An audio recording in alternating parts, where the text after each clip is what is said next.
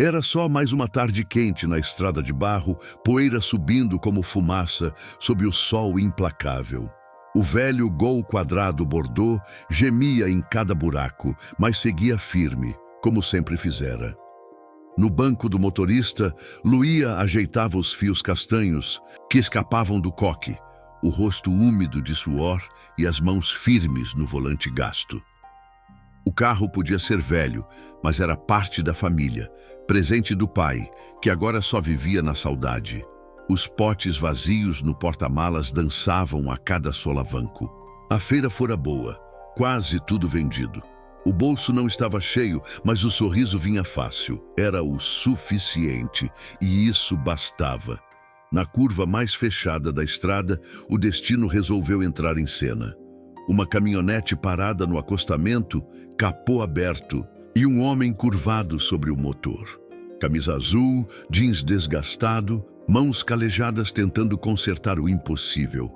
Tinha algo na postura dele, talvez o cansaço nos ombros ou o jeito irritado de passar a mão nos cabelos, que fez Luía pisar no freio. "Boa tarde. Precisa de ajuda?" perguntou, inclinando-se pela janela, a voz alta para vencer o ronco do motor. O homem levantou a cabeça devagar. Rosto queimado de sol, barba por fazer, olhos castanhos que se apertaram contra a claridade. Um meio sorriso brotou no rosto. "Parece que o alternador resolveu tirar folga hoje", respondeu ele, enxugando as mãos com um pano sujo. Sem hesitar, ela ofereceu carona até a cidade. Ele recusou no começo, mas ela já estava abrindo a porta, empurrando os papéis e os potes vazios do banco do passageiro. "Entra. Ninguém merece ficar derretendo nesse sol." Ele hesitou um instante, olhou para a caminhonete e depois para ela. "Posso saber o nome da minha salvadora?" "Luía. E salvadora nada. Só sou vizinha mesmo." "Miguel", respondeu ele, apertando sua mão. Forte, mas gentil. O carro balançou com o peso dele. O motor torceu 2 vezes antes de pegar. "Ele tem suas manhas, mas nunca me deixou na mão", comentou ela com orgulho. Miguel olhou em volta. Painel rachado, bancos remendados, o cheirinho de baunilha misturado ao terço no retrovisor. "Tá mais conservado que muito carro novo por aí. É raro ver um desses rodando ainda. Era do meu pai. Cuido como se fosse da família." Seguiram pela estrada enquanto conversavam sobre doces, sobre a feira, sobre a vida. O silêncio entre eles era confortável. Ela contou sobre os potes de doce de leite que fazia com receita da avó. Ele ouvia com atenção rara. Quando passaram por uma porteira, um funcionário acenou para Miguel. Luía notou, mas não comentou. Chegaram à cidade. Miguel pediu para descer na praça, mas ela insistiu. "Gentileza se faz completa, foi o que meu pai me ensinou." Na oficina, o mecânico tratou Miguel com um respeito que chamou atenção. Chamou-o de Senhor Miguel, o que deixou Luía desconfiada. Mas Miguel só agradeceu pela carona, ofereceu pagar a gasolina e ela recusou de imediato. "A gente se ajuda. Aqui é assim." Naquela noite, enquanto o vento embalava as folhas da mangueira no quintal, Luía não conseguia tirar Miguel da cabeça. A simplicidade dele, a forma como olhava para ela, tinha algo ali. Do outro lado da cidade, em uma casa grande demais para uma pessoa só, Miguel tomava uísque devagar. Pensava nela, no gesto simples de oferecer carona, no sorriso, na voz firme, na lembrança do pai dela. Era raro encontrar alguém que visse além das aparências. No domingo, ele apareceu na feira. "Veio provar os doces?" perguntou Luía, tentando disfarçar o nervosismo. "Vim por causa deles, mas confesso que estava esperando ver você também." Ele provou-o de mamão e fechou os olhos como se estivesse em casa. Conversaram mais. Ela ofereceu café. Teresa, a dona do trailer, lançou um sorriso suspeito. "Coincidência ver vocês dois juntos de novo", disse. Quando se despediram, ele fez o convite. "Aceita jantar comigo um dia desses? Tem um lugar em Monte Azul que faz a melhor galinhada do estado." Ela aceitou. Depois da feira, Dona Conceição jogou a bomba. Você não sabe quem ele é, né? Luía negou confusa. Miguel Santana, dono da Santa Rita, da São Bento, da Cachoeira. Metade das terras daqui. O mundo girou por um instante, mas ela lembrou de como ele olhava, como ouvia, como falava. Dinheiro nenhum podia comprar aquilo. Mais tarde ele ligou. Descobriu quem eu sou, né? Descobri. Se quiser cancelar o jantar, vou entender. Por quê? Você continua sendo o homem que eu ajudei na estrada. Na sexta, ele foi buscá-la. Com uma caminhonete simples. Ao vê-la na porta, parou por um momento. Você está linda. Foram até Monte Azul. O restaurante era simples, cheiroso, com toalhas xadrez. Comeram, riram, dividiram histórias. Ele contou sobre os pais, sobre as fazendas. Ela falou do pai, da avó, dos doces. Na volta, ele a levou a um platô com vista para o vale. Gosto de vir aqui quando preciso pensar. Ali, sob o céu estrelado, ele fez o pedido. A gente ainda se conhece pouco, mas gostaria de continuar. Te vendo, devagar, sem pressa. Ela respondeu com um beijo. A cidade inteira soube quando eles foram juntos à festa junina. Miguel insistiu em dançar quadrilha. Pagou 3 fichas na barraca do beijo. Ela riu, corou, beijou. Foi a melhor festa da vida deles. 6 meses depois, estavam abrindo o Café Canela, sociedade meio a meio. Ela com as receitas, ele com o capital. O Gol quadrado estacionado na porta, como guardião da história. Até o dia em que Miguel ajoelhou-se na frente de todos, anel em mãos. Casa comigo? Ela disse sim. Casaram-se na capela da fazenda. Meses depois, chegaram de Gol no hospital. Nasceu Ana Carolina, a filha deles, com o rosto do pai e os olhos sonhadores da mãe. 5 anos depois, Miguel contava a história no banco da frente. Era uma vez um carro quebrado e uma mulher que mudou minha vida inteira. No banco de trás, Ana sorria. E era esse carro aqui, né, papai? Era sim, filha. Na estrada, o sol se punha. E o velho Gol seguia seu caminho, fiel como sempre, carregando não só pessoas, mas uma história de amor que começou com um gesto de bondade e se transformou em um lar. O Café Canela seguia fervilhando de vida.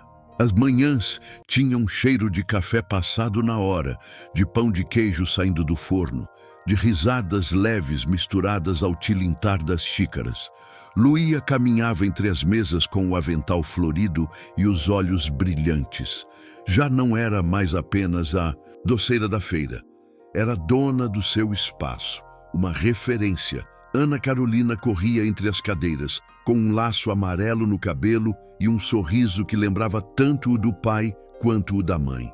Tinha 5 anos, mas agia como se tivesse o café nas veias. Sabia onde ficavam os talheres, onde guardar os potes vazios e, claro, era responsável por testar os doces antes de servirem. Naquela tarde de outono, as folhas secas cobriam o chão da praça principal. Miguel chegou mais cedo. Estava com terra nas botas e camisa manchada de tinta. Você pintou a porteira da fazenda de novo? Perguntou Luía, beijando seu rosto. Prometi para minha mãe que cuidaria de tudo como ela faria. E a tinta azul era a preferida dela.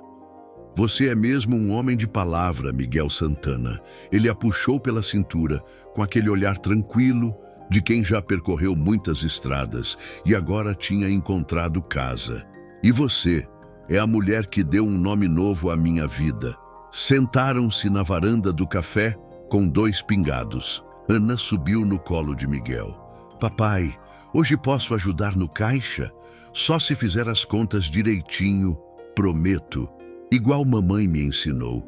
Era difícil dizer quem se emocionava mais nesses momentos. Miguel ainda se surpreendia com a leveza da vida desde que Luía havia entrado nela. Às vezes pensava que tinha passado anos vivendo sem saber que algo faltava. Agora era como se o mundo tivesse encontrado ritmo, cheiro, voz. Tudo tinha um sentido diferente.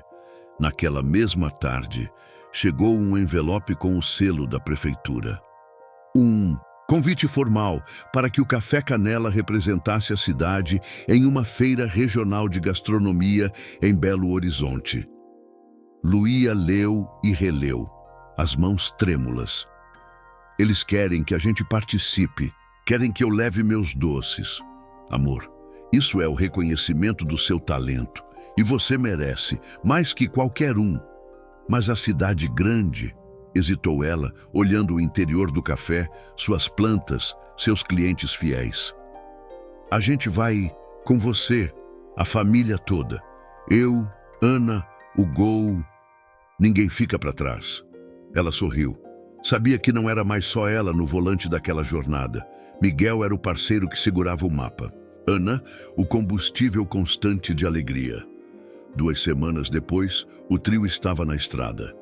O Gol seguia à frente, como sempre. Miguel dirigia com concentração. Luía ao lado. Revisava mentalmente as receitas e os potes etiquetados com carinho. Ana atrás cantava músicas inventadas enquanto segurava seu urso de pelúcia. Chegaram à cidade grande com os olhos brilhando, mas o coração apertado. O evento aconteceria no centro de convenções. Era tudo grande demais. As luzes, os estandes, os chefes. Mas quando abriram o pote do doce de abóbora com coco queimado e ofereceram a primeira colherada para uma jurada que franzia o nariz, tudo mudou. A mulher provou, parou, cerrou os olhos. Isso tem gosto de infância. Luía não conteve o sorriso. Era o maior elogio que podia receber. Durante o evento, ela contou sua história. Do carro velho, do pai que ensinou a dirigir, da feira na praça, do amor que nasceu na poeira, de uma estrada e floresceu em forma de doceria. As pessoas se emocionaram, aplaudiram de pé. E ao fim da noite, Luía foi premiada com o troféu de melhor doce caseiro da região.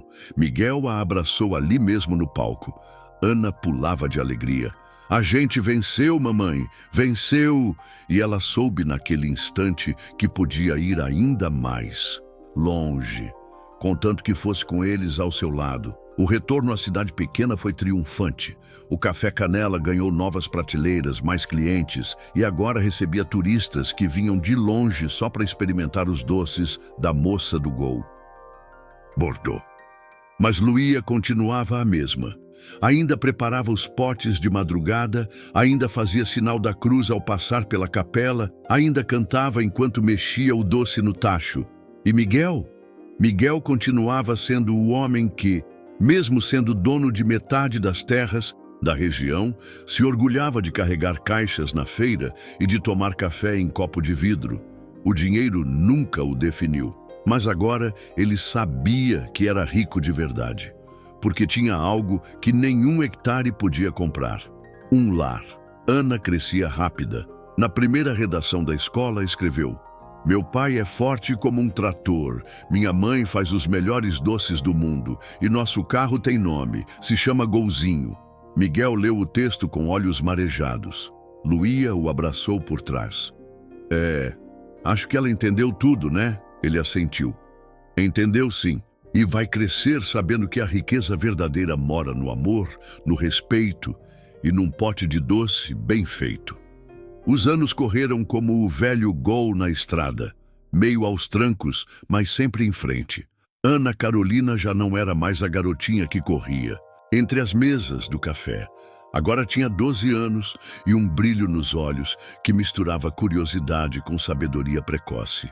Falava sobre estudar gastronomia em São João del Rei, mas também dizia que queria entender de plantações, como o pai. Posso ser uma cozinheira que entende de solo? Perguntava ela, com as mãos sujas de farinha e um lápis atrás da orelha. Você pode ser o que quiser, minha filha, dizia Miguel, enchendo o peito de orgulho.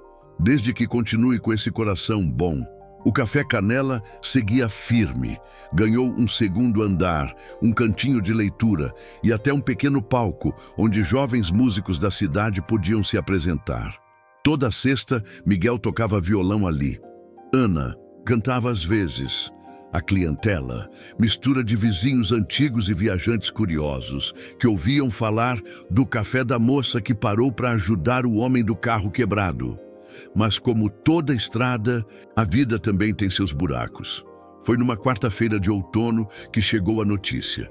Dona Rosa, a governanta que cuidava da fazenda Santa Rita desde os tempos dos pais de Miguel, havia partido. O luto foi silencioso, mas profundo. A casa grande parecia vazia, sem o som da risada dela, sem os bolos de fubá quentinhos e os conselhos dados entre um café e outro. Luía preparou uma fornada especial de broas, como Dona Rosa fazia, e deixou na varanda da fazenda com uma carta. Ana, de luto sincero, ficou calada por dias. Foi nesse período que Miguel começou a passar mais tempo andando pelas terras. Não falava muito, mas Luía sabia. O silêncio dele era cheio de memórias. Uma noite, sentados no alpendre com 2 canecas de chá de erva doce, ele falou: "Já pensei em vender. Algumas das fazendas, pelo menos." Ela o olhou com doçura. "Você nunca foi o tipo que pensa só em terra. Você pensa em raiz. E se nossas raízes forem demais para Ana? E se ela quiser o mundo? Então a gente ensina a voar", respondeu Luía. "Raiz boa não prende, sustenta. E quem sustenta, solta." Nem tudo era calmo, é claro. Num verão desses de Minas, uma tempestade forte atingiu a cidade. Ventos derrubaram árvores, a praça central ficou alagada e o telhado do Café Canela cedeu em parte. Foram dias de reconstrução. Clientes ajudaram, amigos doaram telhas. Miguel dormiu na obra. Luía cozinhou para os voluntários. Ana comandava o caixa improvisado sob uma tenda. "Café debaixo de chuva ainda tem gosto bom", dizia ela, e tinha mesmo. Tinha gosto de comunidade, de amor resiliente, de gente que não desiste do que constrói. Quando o novo telhado ficou pronto, a cidade toda apareceu para a reinauguração.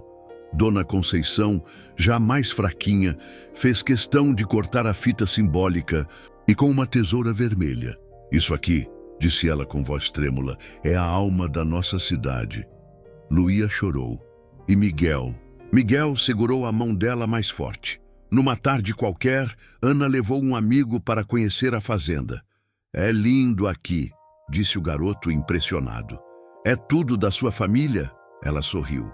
"Tudo começou com um carro quebrado." Ele riu, sem entender. Mas ela explicou. Falou de sua mãe, da feira, do Gol, de como um gesto de gentileza pode mudar destinos. Depois que ele foi embora, Ana foi até a árvore da lenda, a gameleira no alto da colina, e sentou-se à sombra. Fez um pedido silencioso. Não sabia se acreditava ou não, mas tinha fé, e fé era o que movia aquela família. Desde sempre, o som do motor do Gol ainda ecoava pelas ladeiras da cidade quando Ana Carolina desceu do carro com o coração aos pulos. Era sua primeira entrevista para a universidade. Os cabelos estavam presos num rabo de cavalo simples, mas as unhas, pintadas com o esmalte rosado que herdara da mãe, tremiam discretamente. Na bolsa de palha, um caderno com as receitas da avó, cuidadosamente plastificadas, ocupava mais espaço do que os documentos. "Posso levar?" Havia perguntado em casa, segurando o caderno como quem segura um tesouro. "Deve levar", disse Luía, com os olhos marejados. "É sua história. E história boa não se esconde, se oferece." A universidade não era longe. Fica em uma cidade vizinha, pouco mais de 1 hora de viagem, ou 1h20 no caso do Gol, que andava no seu próprio tempo. Miguel fez questão de dirigir. Queria estar ali, mesmo em silêncio. Queria segurar a mão da filha quando ela saísse da sala. Queria ser o primeiro a ver o brilho nos olhos dela quando contasse como foi.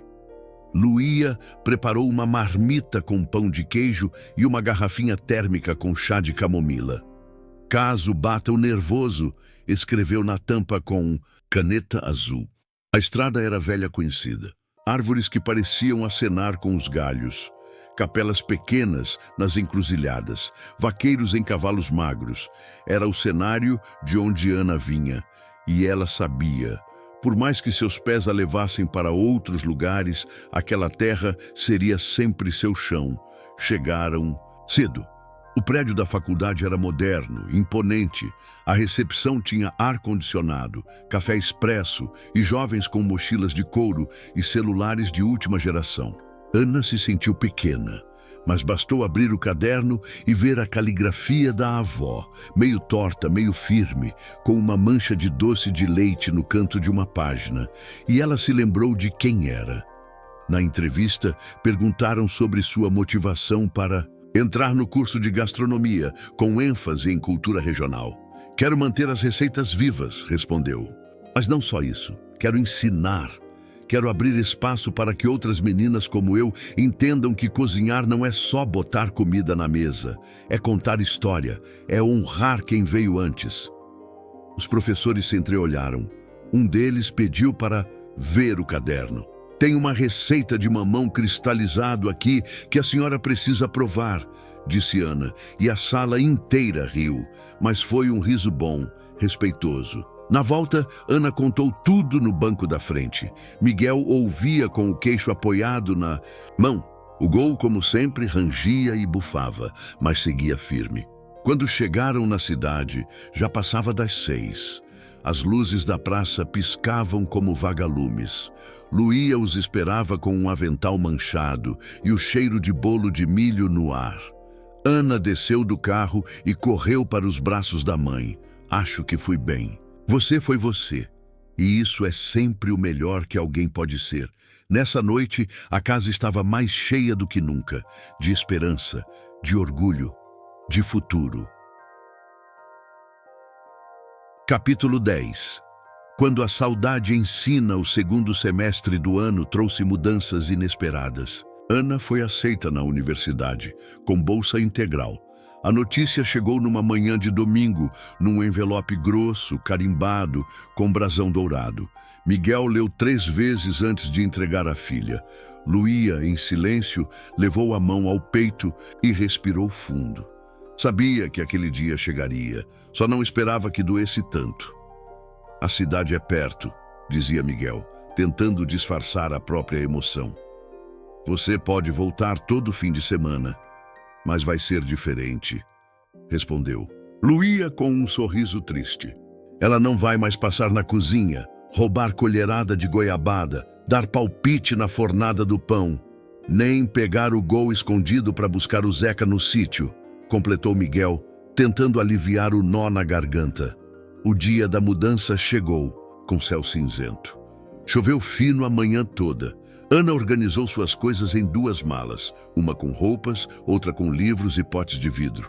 Levava também o caderno de receitas da avó, claro, e um lenço bordado por Luía com as iniciais AC, para lembrar de onde você veio, mesmo quando estiver longe.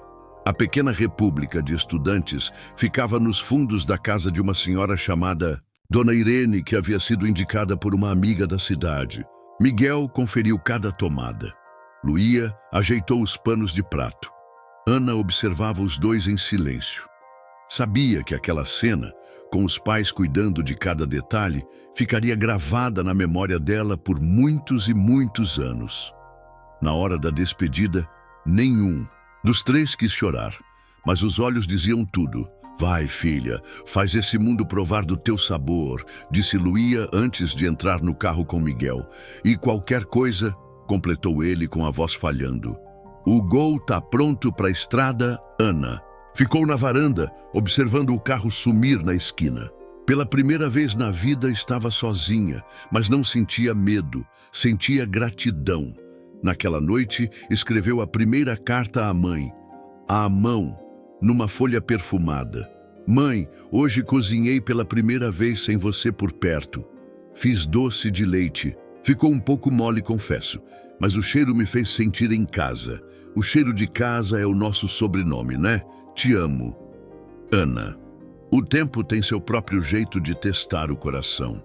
Para Ana, a faculdade trouxe uma avalanche de primeiras vezes. Primeira vez morando sozinha. Primeira vez errando feio uma receita em público. Primeira vez sendo elogiada por um professor que antes não sorria. E numa tarde fria de junho, a primeira vez que sentiu o coração acelerar. Por alguém que não conhecia direito. Ele se chamava Davi. Era aluno de arquitetura. Alto, pele morena, olhos cor de âmbar e um jeito meio distraído, de quem vivia no próprio mundo. Se conheceram por acaso, como toda boa história começa. Ela carregava uma caixa com potes de doces para uma apresentação e ele esbarrou nela na escada, derrubando tudo.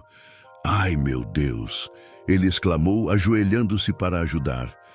"Pelo menos não era calda de açúcar quente", brincou Ana, rindo enquanto pegava os potes um por um. "Se fosse, acho que te devia uma mão nova", respondeu ele, com um sorriso torto.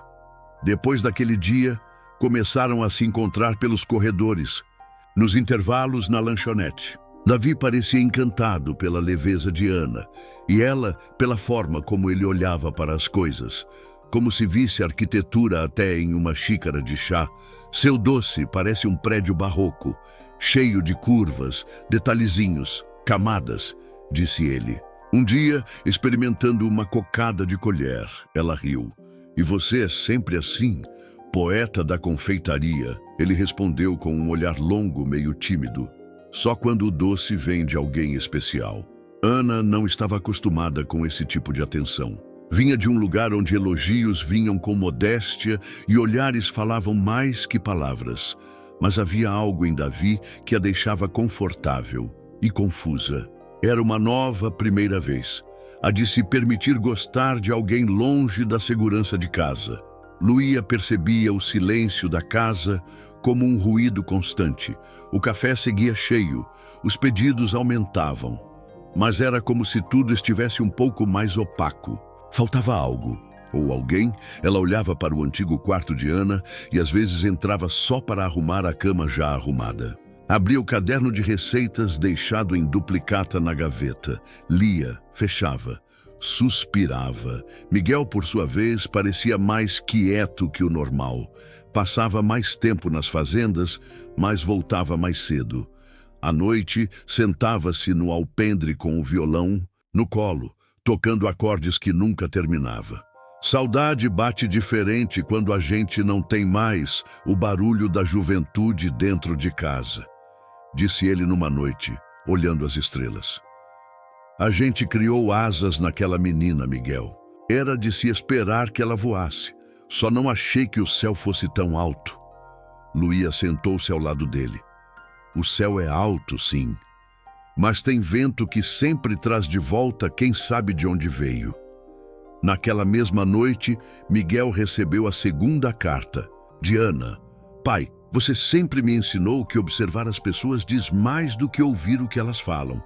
Tem um colega aqui que fala pouco, mas olha com calma. O nome dele é Davi. Não sei o que vai ser, mas queria que você soubesse. Não tô deixando de ser quem sou. Tô só descobrindo o que mais posso ser. Com amor, sua filha que continua preferindo pão de queijo com manteiga do que qualquer coisa gourmet. Miguel leu a carta devagar. Dobrou com cuidado. Guardou no bolso da camisa. Luía o olhou, em silêncio. Ela tá se apaixonando? Tá. E a gente tem que confiar. Ela sabe amar, disse Luía com orgulho no tom. Aprendeu com a gente. De volta à cidade universitária, Ana e Davi começaram a se ver com mais frequência. Mas foi no final de semana, antes das férias de 2 de julho, que tudo mudou. Ele apareceu no café comunitário, onde Ana fazia estágio. Trazia flores do campo, as mesmas que Miguel costumava colher para Luía. Estava nervoso, tinha uma caixa pequena nas mãos. Isso é para você. Mas não é um presente, é uma pergunta. Ana abriu. Dentro havia uma colher de madeira com a inscrição: Quer dividir receitas comigo? Ela sorriu, riu e respondeu, com um beijo leve nos lábios dele. Desde que você não mexa o doce antes da hora, brincou. Na semana seguinte, voltou para casa com mais do que saudade na bagagem. Levava consigo a novidade. Contaria para os pais, com medo, com alegria, com o coração batendo forte como o motor do velho Gol subindo ladeira em marcha errada. No portão da casa, Luía a esperava com um pano de prato na mão. Miguel com o violão no colo. Ana parou em frente à varanda, sorriu. Trouxe visita. Davi desceu do carro. Estava nervoso, estava arrumado, estava genuinamente encantado com o lugar. Boa tarde. Sou o Davi. Luía sorriu. Miguel se levantou. Seja bem-vindo à casa onde os corações não se medem pelo tamanho, mas pelo afeto. Davi sorriu de volta. Estendeu a mão. Espero estar à altura. Miguel apertou com firmeza. Ninguém entra por aqui se não estiver. O sol estava se pondo devagar, tingindo o céu com aquele laranja queimado que só o interior sabe oferecer. O portão da casa de Luía e Miguel rangia como sempre, mas naquele fim de tarde, cada rangido parecia marcar uma batida mais forte no coração de Ana. Davi andava devagar ao lado dela, o olhar tentando absorver tudo.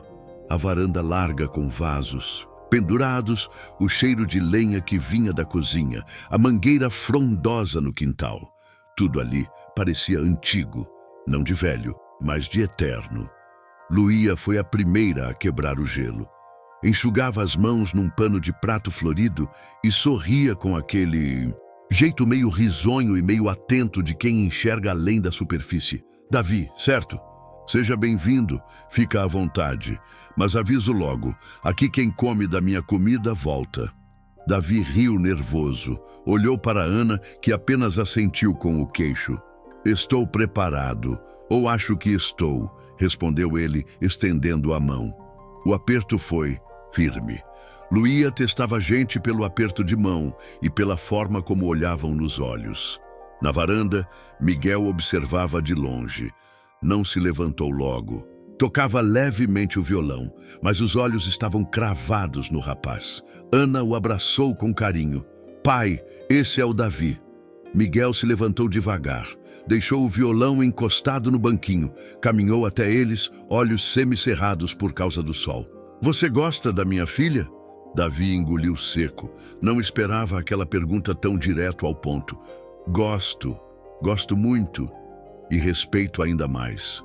Miguel não respondeu de imediato. Apenas assentiu, como quem anotava algo mentalmente. Então estendeu a mão. Isso já é um bom começo. A casa cheirava a alho refogado, frango assado e bolo de fubá. Na mesa, uma toalha bordada com o nome Santana no canto. Era o mesmo tecido usado em todas as datas importantes. Aniversário, de Ana, Natal, festa de São João e agora esse jantar. Davi se sentou ao lado de Ana, Miguel à cabeceira. Luía servia tudo com aquele cuidado de quem não apenas cozinha, mas acolhe. Aqui a gente serve primeiro quem chegou depois. Brincou ela, entregando o prato para o genro em potencial. Davi agradeceu e logo percebeu que o clima da casa era leve, mas cheio de códigos silenciosos. Miguel comia devagar, observando tudo. Ana estava sorridente, mas os olhos denunciavam atenção. E então, Davi... Começou Miguel, quebrando o silêncio. O que você pretende fazer com a arquitetura? Quero restaurar. Construir. Também, claro. Mas acho que preservar é uma forma de contar histórias, como esse lugar aqui. Luía interrompeu por um segundo o corte da farofa. Preservar. Gosto disso. Essa casa, por exemplo, foi do avô de Miguel. Toda vez que consertamos uma parte, tentamos manter o que era original. A história das paredes. Davi assentiu. É isso.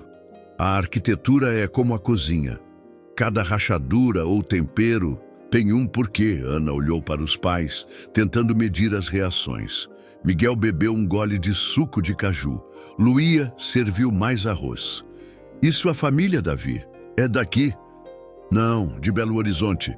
Meu pai é advogado, minha mãe professora, mas minha avó é de Sabará. Foi ela quem me ensinou a plantar couve. Acho que ela me deu o amor pelas raízes. Luía sorriu. Miguel também. Raiz é o que segura a árvore grande, disse ele. Se não tiver, até as mais frondosas caem. A conversa seguiu mais leve depois disso. Ana sentiu os ombros relaxarem. Davi riu das histórias de infância de Luía, comeu 3 pedaços do bolo de fubá, elogiou o tempero do frango e ajudou a recolher os pratos. Quando já estavam na varanda, o céu escuro e as estrelas piscando feito lamparinas distantes, Miguel se aproximou de Davi enquanto ele ajudava a regar as plantas. Sabe, Davi, gosto de observar quem cuida das coisas pequenas. Como assim? Quem cuida de planta, cuida de gente. E você tem jeito calmo. Isso é raro hoje. Aprendi com minha avó e com a Ana. Ela me ensina todos os dias. Miguel olhou para a filha, sentada ao lado da mãe, contando algo engraçado da faculdade. Ria com aquela liberdade que ele conhecia desde pequena. A gente cuida do que ama, mas também precisa deixar crescer. Davi não respondeu, só assentiu. Mais tarde, já sozinha no quarto de infância, Ana estava deitada, olhando o teto de madeira, ouvindo os grilos lá fora. Bateu na porta do quarto dos pais. Posso? Luía acendeu o abajur e puxou a coberta. Bom, sempre pode. Ana sentou-se na beira da cama.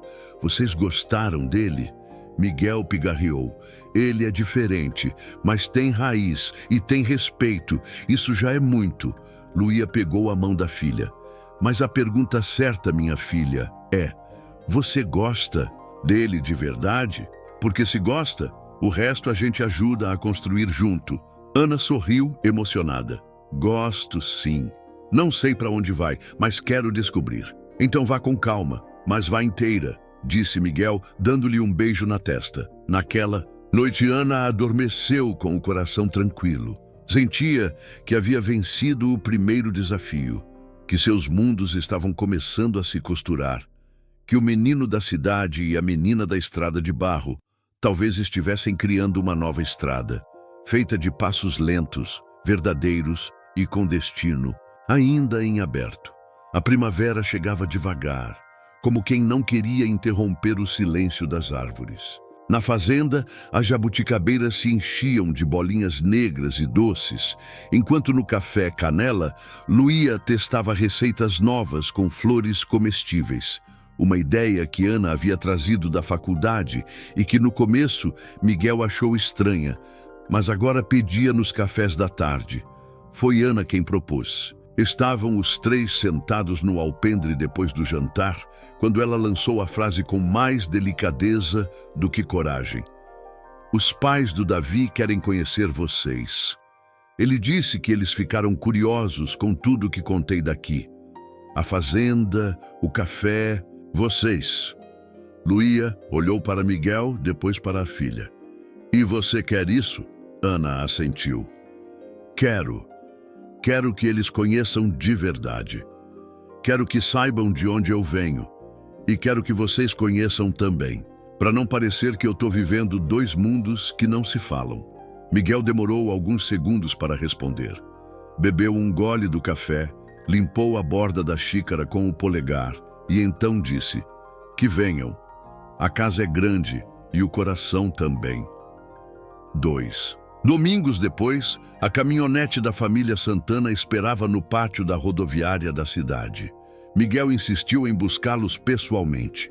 Luía preparava tudo com o zelo de quem recebe compadres antigos. Mesa posta com flores do campo, guardanapos de tecido, toalha engomada. Tinha algo no ar. Não era tensão, era respeito. Davi apareceu primeiro, animado. Estava de calça jeans escura e uma camisa de linho clara. Atrás dele, desceram os pais. A mãe, Helena, era pequena e elegante, com cabelo preso num coque perfeito e olhos que pareciam examinar o mundo. O pai, Paulo, tinha cara de advogado mesmo. Fala mansa, mas olhos rápidos. Vestia camisa azul clara, sapato social e relógio de couro escuro. Miguel estendeu a mão primeiro. Miguel Santana. Seja bem-vindo. Paulo apertou firme. Paulo Ferreira. Um prazer. O Davi fala muito do senhor e da fazenda. Espero que ele tenha contado só as partes boas. Helena sorriu. Se ele exagerou, quero ser convencida pessoalmente. A conversa foi cortês, ainda cercada de formalidades, mas havia simpatia natural. Davi parecia um adolescente nervoso, entre o carinho pelos pais e a admiração pela família da namorada. Na fazenda, Luía esperava no portão com o avental bordado e um sorriso aberto. Recebeu Helena com 2 beijos e um abraço que durou um pouco além do esperado. Paulo, mais contido, curvou-se levemente ao entrar na varanda. "Essa casa parece ter vida própria", comentou ele, olhando ao redor. "Tem", respondeu Luía. "Cada parede aqui já ouviu mais segredos do que gente fofoqueira de cidade pequena." Helena soltou uma risada sincera. Ana observava tudo com o coração vibrando. Era bonito ver aqueles 2 mundos se tocando. Mesmo diferentes, havia ali uma admiração silenciosa. As mãos de Luía eram ásperas, mas firmes, as de Helena finas, mas ágeis. Miguel e Paulo falavam de tempos diferentes, mas ambos entendiam o peso da responsabilidade sobre os ombros. No almoço, a comida foi servida como Luía gostava, panelas na mesa, cada um se servindo, liberdade para repetir. Helena hesitou ao colocar a primeira colher de arroz, mas se soltou depois da segunda garfada de frango com quiabo. "Esse tempero é igual ao da minha avó", murmurou, emocionada. "Talvez porque aqui a gente tempera com memória", respondeu Luía, sorrindo. Com os olhos, depois do almoço, caminharam pela propriedade. Miguel mostrou o curral, os pés de mexerica, o velho galinheiro. Paulo observava tudo com atenção, mas também com curiosidade verdadeira. Em um momento, parou diante de uma cerca de madeira e comentou: "Nunca pensei que uma cerca torta pudesse ser tão bonita." "É porque você está vendo com calma", respondeu Miguel. "Tudo que a gente olha devagar vira outra coisa." No fim da tarde, sentaram-se todos na varanda. Café servido em copo de vidro, broa morna, cheiro de terra molhada depois da mangueira ser regada. Helena contou de seu trabalho na biblioteca pública. Paulo falou de um caso curioso no tribunal. Luía riu de novo. Miguel apenas escutava. Foi Ana quem, em um gesto tímido, pegou o caderno de receitas da avó e mostrou a Helena. "É com ele que eu estudo. Misturo tradição e criação. Ele é meu livro sagrado." Helena folheou com reverência, tocou a página com os dedos como se lesse em braille. "Isso aqui, isso é patrimônio. Não deixem isso morrer nunca." Mais tarde, quando os visitantes já haviam ido embora, depois de muitos abraços, elogios e promessas de retorno, Miguel e Luía ficaram em silêncio na varanda. O céu, naquela noite, estava coberto de estrelas. "Eu gostei deles", disse Miguel por fim. "Eu também. São do tipo que escuta com o corpo, que reparam na madeira do banco, no gosto do tempero. O Paulo não é muito de sorrir, mas, quando ele olha, presta atenção. E a Helena tem cheiro de casa limpa e estante de livros." Ficaram ali por um tempo, em silêncio. O vento balançava a cortina da cozinha. O violão encostado no canto parecia pedir uma canção. Ana apareceu, depois sentando-se entre os 2. "Então, como foi?" Luía sorriu. "Foi como fazer um pão novo com fermento antigo. Demora, mas cresce bonito. E você, filha? Como está o coração?" Ana olhou para a estrada lá embaixo. Depois olhou para o céu. "Tá crescendo? Como a massa do pão. Devagar, mas no ponto certo. Era começo de verão e a cidadezinha já sentia o cheiro da terra quente misturado ao barulho das cigarras. No café canela, Luía colocava flores de lavanda nos vidros de compota e preparava a fornada do dia. Os clientes chegavam cedo, como de costume. Elogiavam o novo pão de milho com erva doce que ela tinha testado na semana anterior. Elogiavam Ana por trazer essas ideias novas. Elogiavam até o jeito como o café cheirava diferente, desde que Davi começara a passar os fins de semana por lá. Mas era mais do que cheiro novo. Era um tempo novo. Na varanda, enquanto Miguel lixava uma cadeira antiga, Davi apareceu com um maço de papéis debaixo do braço e olhos brilhando. "Posso mostrar um negócio?" Miguel assentiu, limpando as mãos no pano amarrado à cintura. Ana veio logo atrás, com o mesmo entusiasmo no rosto. Sentaram-se os três em volta da mesinha de madeira sob a sombra da mangueira. Davi espalhou os papéis, plantas baixas, rascunhos de fachadas, croquis coloridos. É um projeto que a gente quer tentar fazer juntos, disse Ana, ajeitando o cabelo por trás da orelha. É uma mistura de café com espaço cultural. Um lugar para contar histórias. As da cozinha, as da cidade, as das pessoas. Vai ter exposição, curso de culinária, feira de livros, oficina de bordado, completou Davi. E um pequeno palco para apresentações musicais.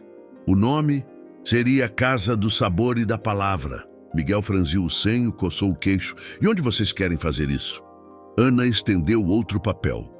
Era uma fotografia antiga de um armazém abandonado na entrada da cidade. Paredes de tijolo exposto, janelas altas, telhado meio torto. Um lugar que muita gente já tinha esquecido. Aqui. É da prefeitura, mas está desativado há anos. O espaço é perfeito. A gente quer propor um projeto de parceria, transformar sem destruir, restaurar a alma do lugar. Luía apareceu, secando as mãos no avental. É ousado. Admitiu Ana. Mas a gente não quer fazer nada que não respeite o que veio antes. A ideia é que cada receita tenha uma história. Cada cantinho tenha um propósito. Vai ter até um mural com fotos antigas da cidade, gente do passado e do presente lado a lado. Miguel olhou para Davi. E você aguenta o tranco? Com a ajuda da Ana. Aguento até a reforma de telhado em janeiro, respondeu ele, tentando esconder o nervosismo com humor. O silêncio ficou denso por um instante. O tipo de silêncio que antecede uma decisão. Miguel respirou fundo. Se vocês fizerem isso com o mesmo cuidado que plantam couve ou mexem o doce no tacho, então vale a pena. Ana mordeu o lábio para não chorar. Davi sorriu largo. Era um sim tímido, como os que Miguel costumava dar, mas era um sim inteiro. Naquela noite, começaram a trabalhar na proposta para a prefeitura. O quarto de Ana virou uma bagunça de papéis, tecidos, revistas antigas e croquis coloridos. Davi ficava até tarde. Miguel, curioso, passava de vez em quando para ver o andamento. Luía levava chá e broa, e às vezes deixava escapar ideias melhores que qualquer brainstorming urbano. Já pensaram numa oficina de panos de prato bordados?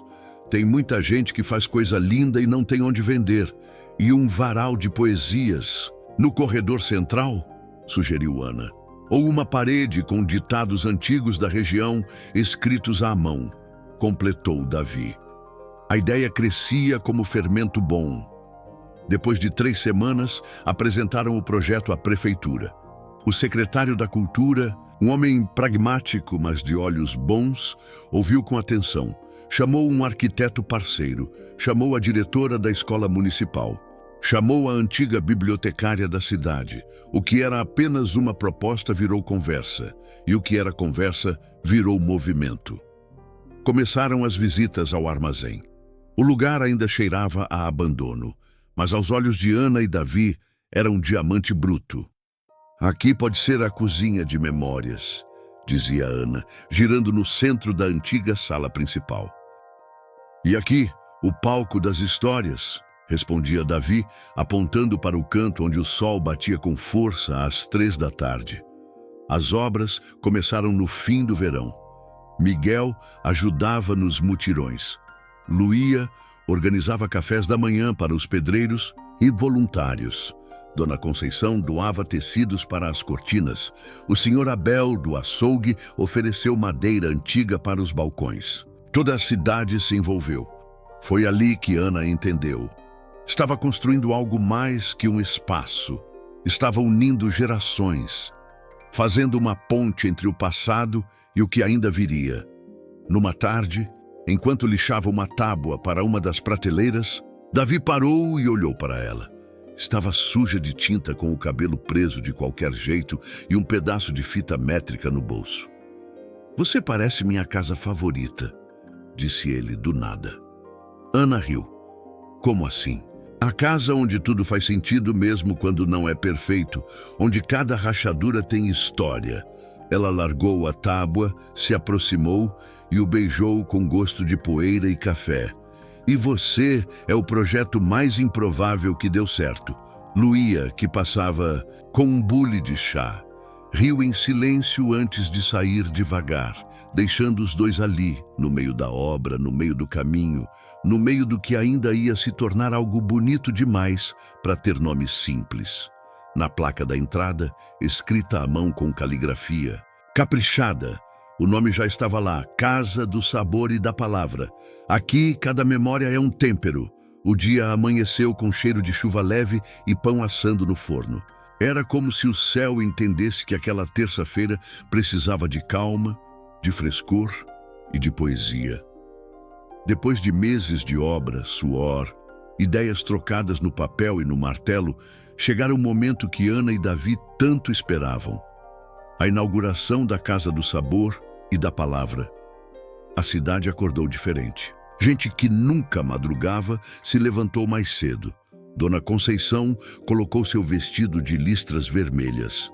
Os meninos da escola estavam de uniforme completo. Os músicos da banda municipal passavam com seus instrumentos a tiracolo. O armazém, que antes era só ruína, agora tinha vida nas janelas, flores nos degraus e cheiros que misturavam doce de leite, tinta fresca e euforia. Ana não dormiu naquela noite. Sentou no alpendre até ver o céu clarear, segurando o caderno da avó no colo, como se ele fosse bússola, abrigo e promessa. Luía apareceu pouco antes do sol, com 2 canecas de café quente. Chegou o dia, disse ela, oferecendo a caneca. Vai ser bonito. Já está sendo. Ana encostou a cabeça no ombro da mãe. Estava com os olhos cheios e o coração transbordando. Será que a avó Rosa teria orgulho? E teria. E mais, estaria ali na primeira fila, com o broche de flor no peito e o cabelo preso com laço. Ana riu, emocionada. Queria que o tempo congelasse por um instante. Mas ele correu. Como tudo que é verdadeiro, às 9 em ponto, a praça, em frente ao armazém, estava cheia. O letreiro feito à mão, sobre tábuas de peroba antiga, brilhava sob a luz difusa da manhã. Casa do Sabor e da Palavra. Aqui, cada memória é um tempero. O prefeito apareceu com um sorriso mais largo do que o de costume. Helena e Paulo vieram com Davi, orgulhosos, mas discretos. Miguel vestia a velha camisa azul que usava nos batizados da família. E Luía estava com um vestido florido, o mesmo que usara no dia em que abriu o café canela pela primeira vez. Havia cheiro de pão de queijo no ar, café sendo passado em coador de pano e sorrisos nos rostos de quem normalmente não sorri. Os idosos do asilo municipal foram levados de van. As crianças seguravam cartazes com frases como doces que contam histórias e cultura também é receita. Quando Ana subiu no pequeno palco improvisado para dar a primeira fala, o silêncio foi imediato. Estava com a voz embargada, antes mesmo de começar. Essa casa foi feita com madeira, barro e memória, mas principalmente com mãos. Muitas mãos.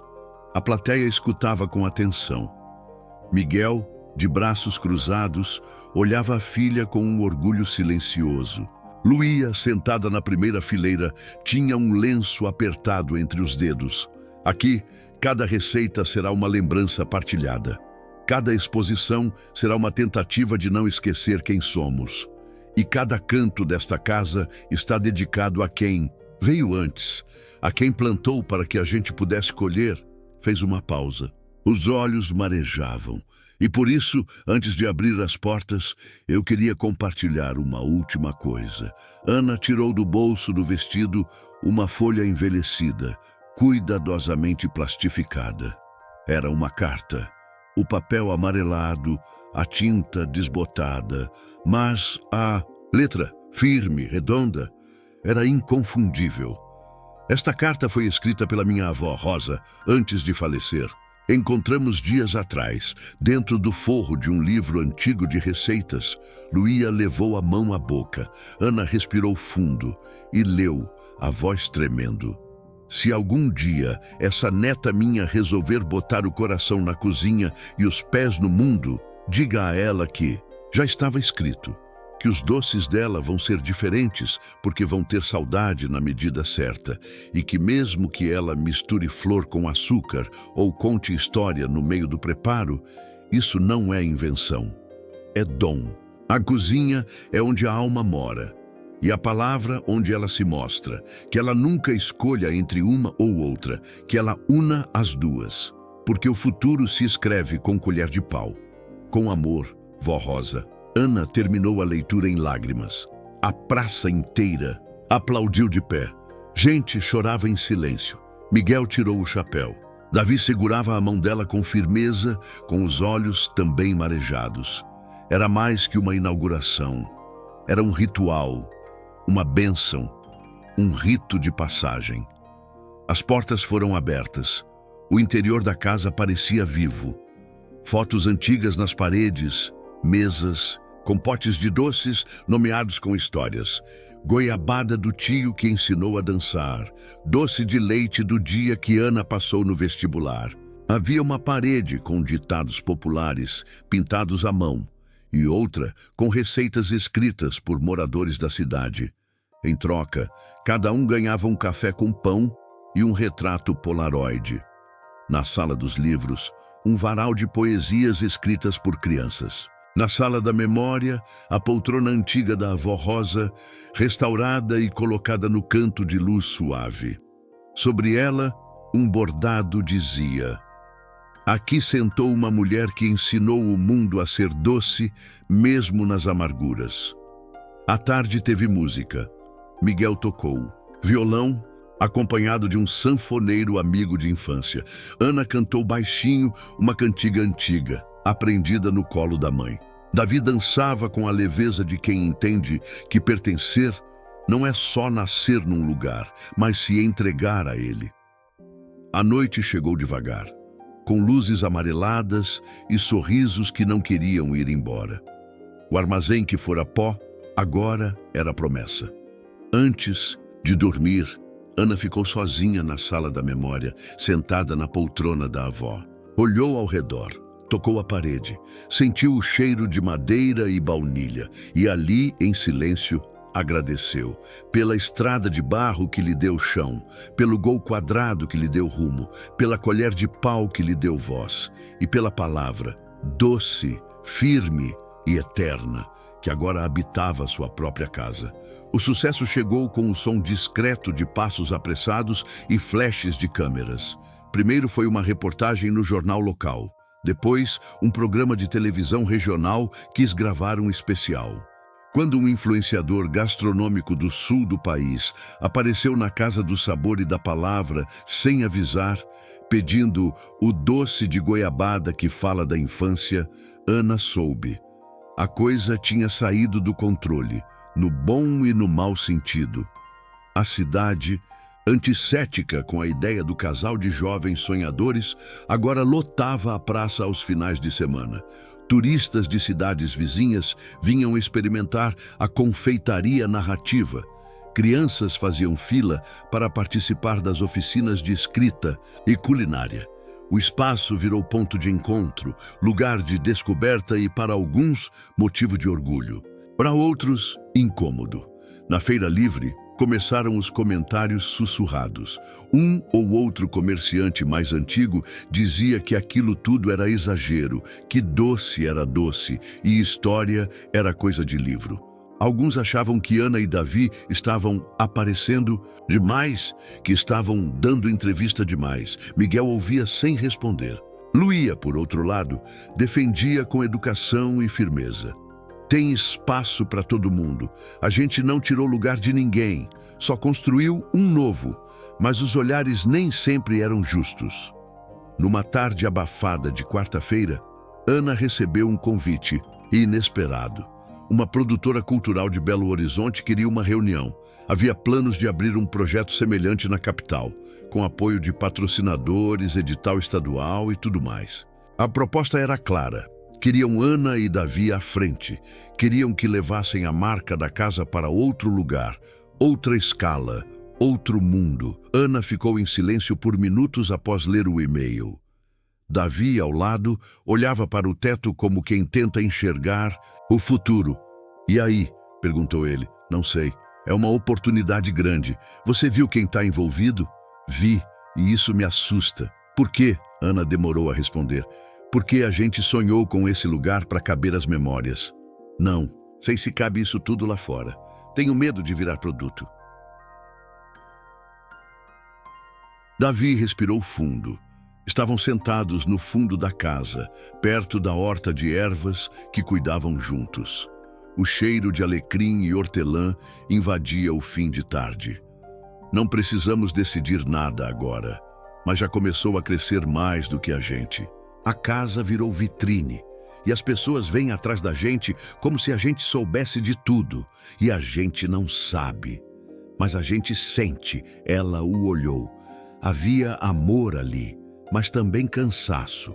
Nos dias seguintes, Ana começou a se afastar das redes sociais. Passava mais tempo na cozinha, voltando às raízes das receitas. Luía percebeu.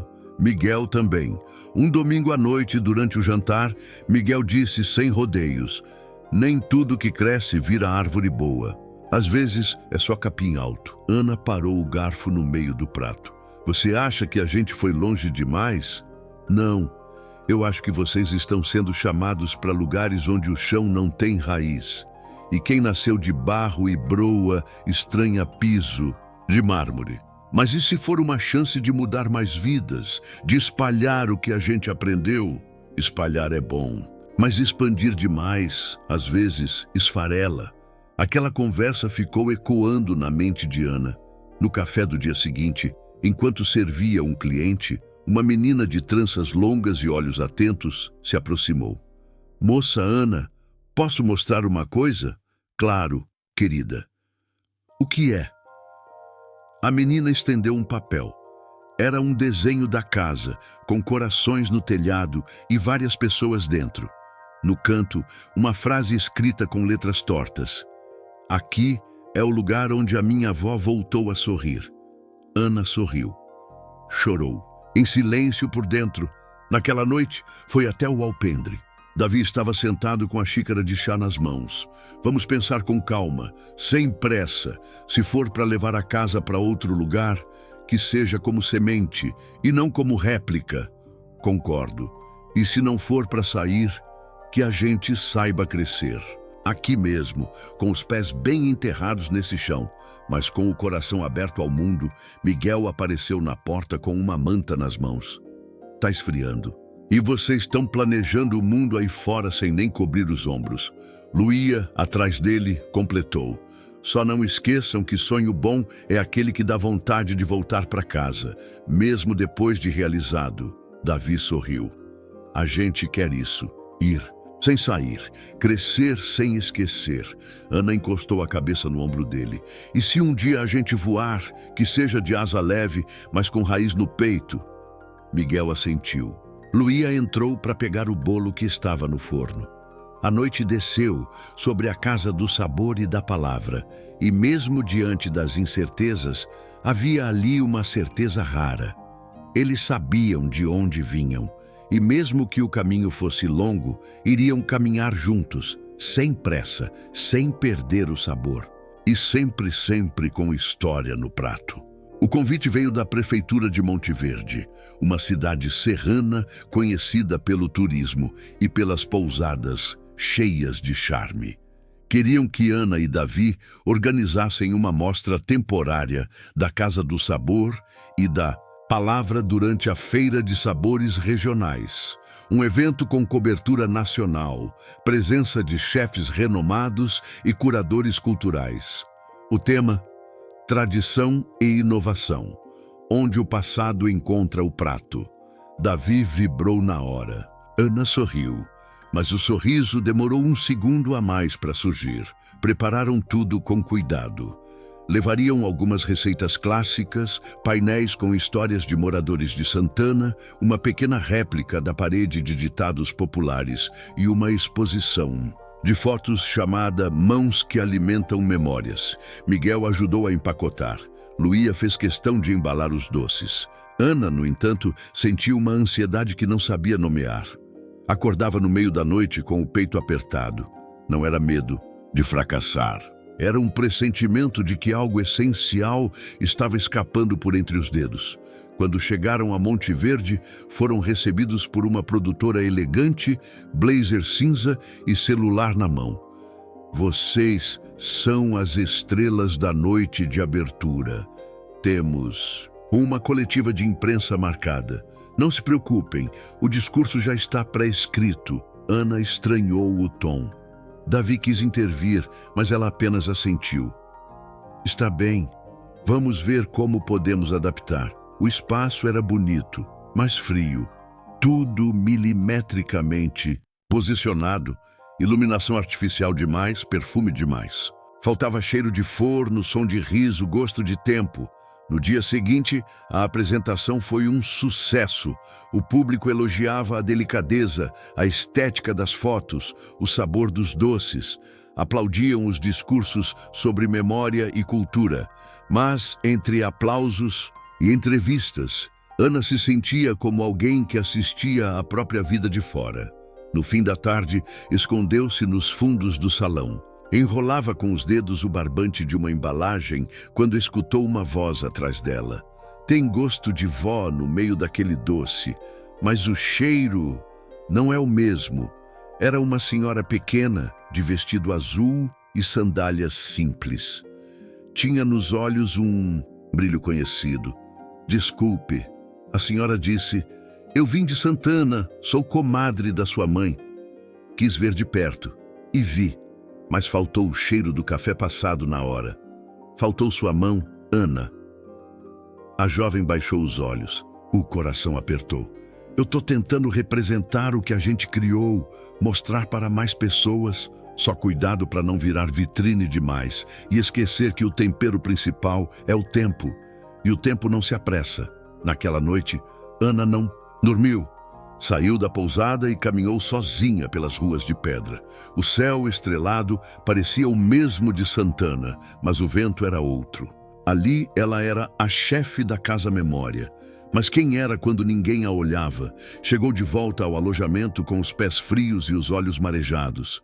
Davi estava acordado, sentado na beira da cama. Onde você estava? Procurando. E achou? Um espelho sem reflexo, ele se aproximou, abraçando-a devagar. Eu te reconheço.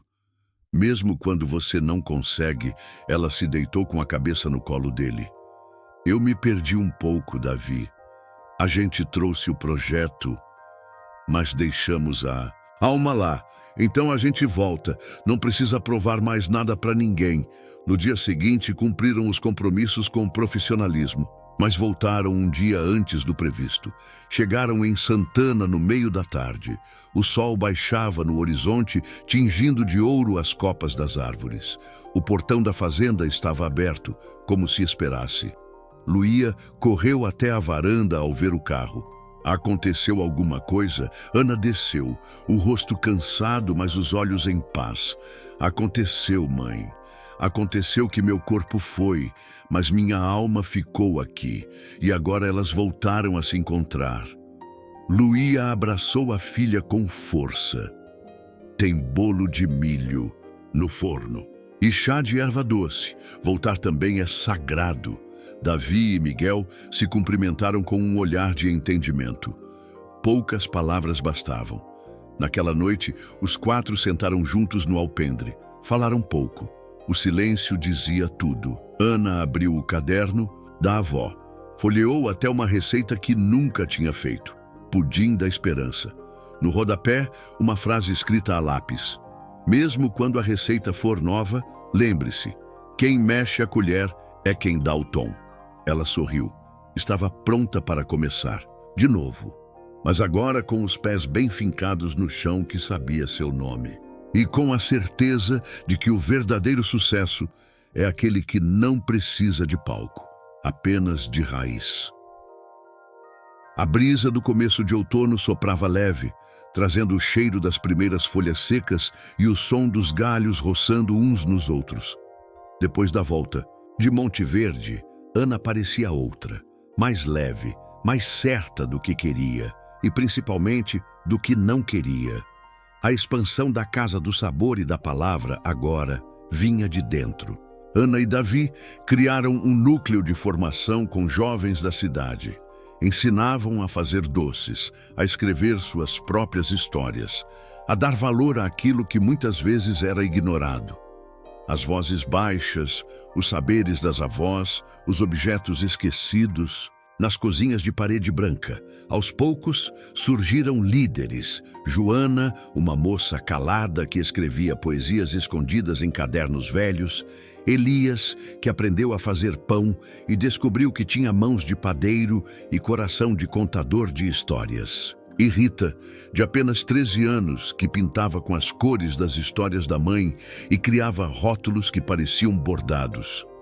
A casa virou escola sem lousa, dizia Luía com orgulho. Mas foi dela, justamente, que veio o silêncio mais antigo.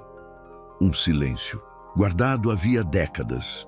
Numa manhã, Ana organizava as caixas antigas do porão da fazenda, procurando tecidos para uma nova exposição. Entre panos amarelados e papéis embolorados, encontrou um envelope pequeno, amarrado com fita de cetim azul, endereçado à sua mãe, o nome escrito à mão, Luía Fernandes da Silva. Mas o sobrenome não era Santana. Não era o que Ana conhecia. Abriu o envelope com cuidado. Dentro havia uma carta, escrita por alguém chamado Júlio, em 1987. As palavras, embora suaves, eram carregadas de emoção. Luía, nunca foi fácil aceitar sua escolha, mas sempre respeitei. Quando você decidiu não contar a verdade a Ana, entendi seus motivos. Mas ela cresceu, e cresceu linda, forte, com essa alma de barro e sol. Talvez esteja na hora dela saber. Não somos apenas parte da mesma terra. Somos mais do que isso. Com afeto, Júlio. Ana leu a carta 3 vezes, o coração batendo como se quisesse sair do peito. Quem era Júlio? O que sua mãe havia escondido todos esses anos? Guardou a carta no bolso do avental e subiu. Luía estava na cozinha, enrolando brigadeiros de limão com luvas improvisadas e rádio tocando bolero. Mãe, posso falar com você? Luía levantou os olhos devagar. Bastou ver a carta na mão da filha para saber. Você achou. Quem é Júlio? Silêncio. Luía tirou as luvas devagar, caminhou até a janela e ficou olhando para fora. A voz saiu baixa. Júlio, é seu pai. Ana congelou. Meu pai? Seu pai biológico. Mas o pai que me criou foi Miguel. O homem que te deu nome, teto, colo, chão. Mas Júlio foi meu primeiro amor. A gente se conheceu numa festa de lavradores. Eu tinha 18. Ele, 20. Era doce, tímido, falava com as mãos. Mas era de outra cidade, de outra família. E quando engravidei de você, ele quis que eu me mudasse para lá. Eu disse não. E ele aceitou, ele queria ficar. Mas os pais dele não quiseram e eu escolhi ficar aqui. Miguel já era amigo e depois virou abrigo, um amor sereno. Cuidou de você como filha desde o primeiro dia. Ana sentou-se devagar. O chão parecia outro. Porque não me contou? Porque às vezes o amor é mais sobre proteger do que sobre revelar. Mas hoje vejo que errei. Você merecia saber. Só que eu esperava o momento certo e ele nunca chegava. E ele ainda vive? Vive. Mora a 3 cidades daqui. Casou, teve filhos, mas nunca deixou de escrever no seu aniversário. Tenho todas as cartas. Nunca mandei, nunca abri. Estão guardadas. Ana ficou em silêncio. A mente fervilhava, mas o coração sentia algo diferente. Não era raiva, Era como se uma peça que ela nem sabia que faltava tivesse sido encaixada. Eu quero conhecê-lo. Luía assentiu com os olhos marejados. Eu sabia que você ia dizer isso. E ele sempre esperou. Dias depois, Ana e Davi foram até a cidade vizinha. O endereço era simples, um sobrado de portas verdes com flores no muro e cheiro de pão na entrada. Júlio abriu a porta antes mesmo que batessem. Ana? Ela assentiu. Ele não disse nada, apenas a abraçou. Um abraço que era metade saudade, metade pedido de desculpa. E Ana chorou, pela ausência, pela presença, pela coragem de ficar, pela coragem de ir. Passaram horas conversando. Ele mostrou fotos, histórias, desenhos antigos de quando soube que seria pai. Falou com o cuidado de quem carrega culpa e esperança no mesmo coração. Quando voltou à fazenda, Ana encontrou Miguel no alpendre. Sentou-se ao lado dele como sempre fazia. Obrigada por tudo, disse ela. Não precisa agradecer. Precisa sim. Você me ensinou o que é ser pai. E agora, com Júlio, vou aprender o que é ter dois. Miguel sorriu. Passou o braço sobre os ombros dela. O amor nunca vem para dividir, só para multiplicar. Naquela noite, Ana abriu o caderno da avó. Escreveu uma nova receita, doce de verdade revelada. E ao lado, uma frase simples. Alguns segredos não quebram, eles amadurecem. Não houve pedido com anel de diamante, nem jantar à luz de velas num restaurante caro. O pedido de casamento entre Ana e Davi foi quase um sussurro. Um olhar atravessado na varanda, depois de mais um fim de tarde, cuidando da horta da Casa do Sabor e da Palavra. E se a gente celebrasse o que construiu? Ele perguntou. Celebrar como? Com o povo que construiu junto, sem luxo. Só. Com verdade, Ana sorriu. Era o pedido mais bonito que podia receber. Foi assim que nasceu a ideia do casamento simbólico no coração da casa. Não haveria igreja nem véu longo. Haveria flor de lavanda presa no cabelo. Haveria pão de queijo no lugar de canapé. Haveria a cidade inteira como testemunha. A data foi escolhida. Um sábado de primavera, quando as jabuticabeiras estivessem carregadas e o vento soprasse morno. As crianças ajudaram a enfeitar os bancos com fitas coloridas. Dona Conceição fez os doces. Miguel emprestou a sanfona a um antigo companheiro de serenatas. Luía costurou o vestido de Ana à mão, bordando nas barras pequenas palavras que marcaram a história dos dois. Paciência, riso, raiz, recomeço. Davi usou uma camisa branca simples, com uma rosa do campo no bolso. Quando Ana entrou pelo corredor, de paralelepípedos, ele segurou o ar. Não pela beleza, que era evidente, mas pela aura. Ana parecia casa, sol, infância e futuro tudo ao mesmo tempo. O altar era um tablado improvisado com caixotes de feira. Ao fundo, o letreiro da casa. Aqui, cada memória é um tempero. Joana, a jovem poetisa, leu um texto de autoria própria. Começou assim: hoje não celebramos apenas um amor, mas o solo onde ele cresceu. O barro, a lágrima, o tempo e todas as mãos que o moldaram. Depois veio o momento dos votos. Ana segurou a mão de Davi, respirou fundo e disse: eu te prometo o que for possível plantar. Nem sempre teremos colheita farta, mas teremos terra boa. Prometo não fugir quando o silêncio chegar e rir mesmo quando o riso demorar. E, acima de tudo, prometo caminhar contigo sem pressa, com a alma aberta e os pés no chão. Davi sorriu com os olhos cheios. Eu prometo ser abrigo quando você duvidar.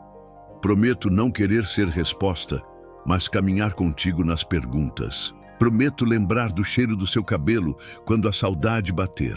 E prometer de novo, todos os dias, mesmo quando não for festa. Aplausos. Choro. Gente emocionada em cada canto. Júlio, o pai biológico, enxugava discretamente uma lágrima. Miguel, com o coração dilatado, segurava o choro como quem segura um filho nos braços. A festa seguiu até o sol se esconder. Havia comidas feitas por várias mãos. Tortas, empadas, saladas, doces com nome de história. Cada mesa tinha uma plaquinha, feita por Zuleika com lembrança da mãe, receita do tio Pedro em memória, pão de alho do neto do padeiro. Ana e Davi não cortaram um bolo de 3 andares. Partiram um pão de milho com manteiga, de ervas, com as mãos, e serviram um ao outro. Todos aplaudiram. Mais tarde sentaram-se na varanda da casa, olhando o fim da festa. Casamos, disse Davi. Casamos, respondeu Ana. Sabe o que eu senti o tempo todo? O quê? Que não era só a gente, era a cidade toda. Era sua avó, seu pai, minha mãe, os meninos, as histórias. Era o mundo dizendo sim. Ana encostou a cabeça no ombro dele. E esse sim vale mais que qualquer papel. Luía se aproximou com uma bandeja de chá e fatias de bolo de fubá. Agora vocês são casados. Mas nunca esqueçam, casamento bom é aquele que se rega todo dia. Nem sempre com palavras, às vezes com um chá, às vezes com silêncio. Miguel trouxe o velho violão, sentou ao lado e começou a tocar baixinho uma canção sem letra, feita só de notas doces e lentas. O céu, naquele instante, parecia mais perto. A noite respirava devagar, como se respeitasse a intimidade daquela família improvisada, tão cheia de acertos e imperfeições. Antes de dormir, Ana escreveu no caderno da avó: "Hoje casei com meu chão." E ele tinha o rosto do homem que aprendeu a me esperar e o sabor do doce que só a vida com paciência consegue oferecer. 5 anos haviam se passado desde o casamento simbólico de Ana e Davi. A Casa do Sabor e da Palavra, antes projeto, agora era patrimônio da cidade. Foi tombada como espaço cultural e já aparecia nos mapas turísticos de Minas como a casa que serve lembranças em forma de doce. Mas nenhuma transformação foi maior do que a que aconteceu dentro de Ana. Ela se tornara mãe. Aurora nasceu numa manhã morna de janeiro.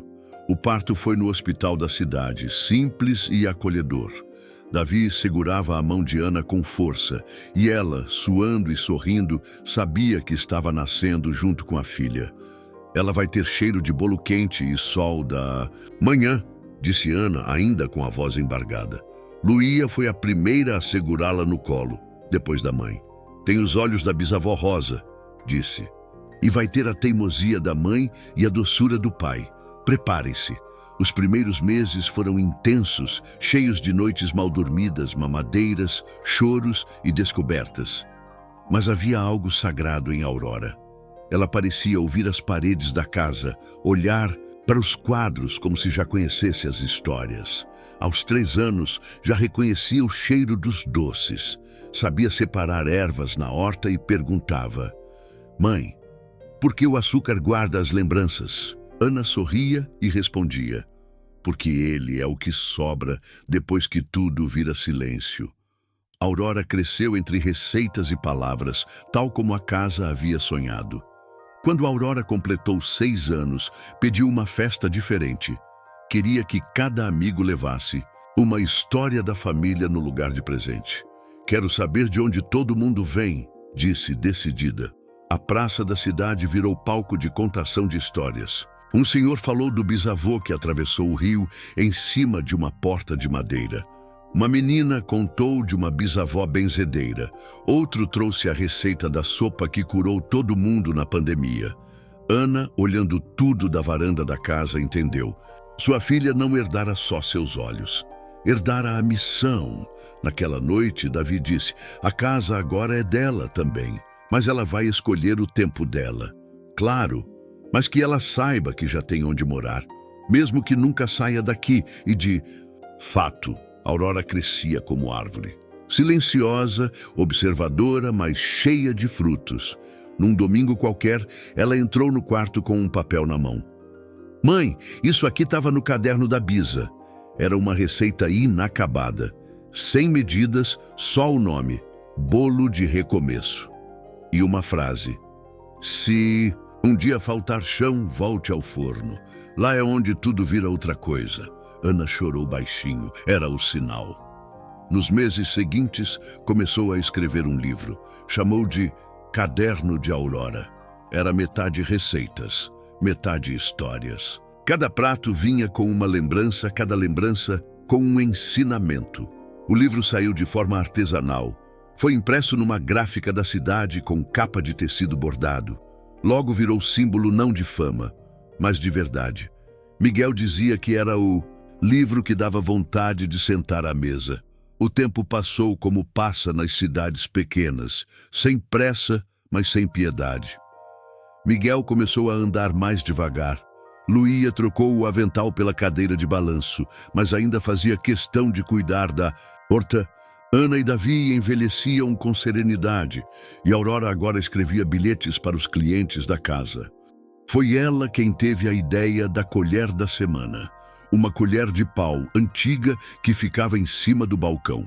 Cada cliente era convidado a escrever uma pequena memória em papel e colocá-la dentro do pote ao lado. Memória é igual fermento, dizia Aurora. Cresce quando a gente divide. Numa tarde de céu laranja, Miguel chamou Ana no alpendre. Tenho um presente. Era a colher de pau da avó Rosa. Gasta, mas intacta. Agora é sua. Passe adiante quando sentir que é hora. Ana segurou a colher como quem segura um universo inteiro. Naquela noite, escreveu no caderno: a colher que mexe o doce é a mesma que mexe a vida. Mas é preciso saber a hora de passar para outra mão. Porque o sabor do mundo continua, mesmo quando a gente descansa. Meses depois, Miguel partiu. Dormiu e não acordou. A cidade parou.